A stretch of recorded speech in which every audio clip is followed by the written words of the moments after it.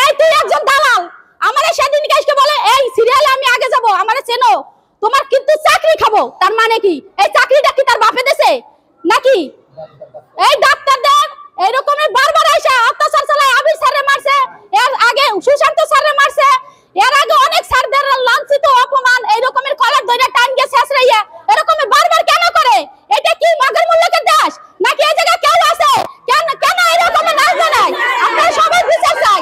এই পর্যন্ত যাবত বিচার না হবে এই প্রশাসনের কাছে আমি বললাম, এই প্রশাসনের কাছে একটা অনুরোধ জানাইলাম, আপনারা যদি দয়া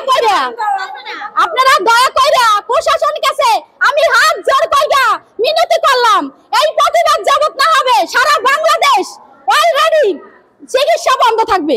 আর যদি এর বিচার না পায় তাহলে কিন্তু হাসপাতাল, সারা বাংলাদেশের হাসপাতাল বন্ধ করে দেওয়া হবে।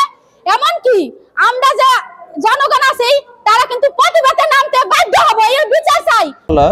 এক দুর্বৃত্তর দ্বারা আমাদের কর্তব্যরত চিকিৎসক, জরুরি বিভাগের চিকিৎসক ডাক্তার অনুপম বাড়ি লিটয়, যিনি খুব নিষ্ঠাবান, সৎ এবং দক্ষ একজন চিকিৎসক, উনি আক্রান্ত হন এবং এর প্রেক্ষিতে স্থানীয় যারা অন্যান্য রোগীরা ছিল তাকে মানে প্রতিহত করে এবং প্রতিহত করে তাকে আলাদা করে রাখে।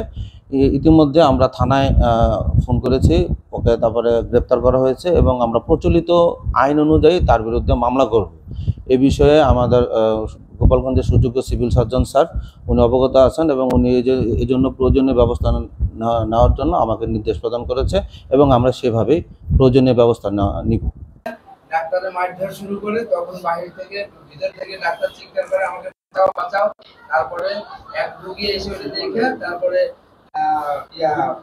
ওই হসপিটালের স্টাফদের আনে, তখন দরজা ভাঙিয়া ভিতরে ঢুকে আমরা এসে দেখি ডাক্তারের অবস্থা খুবই খারাপ, এখন ট্রিটমেন্ট চলতেছে।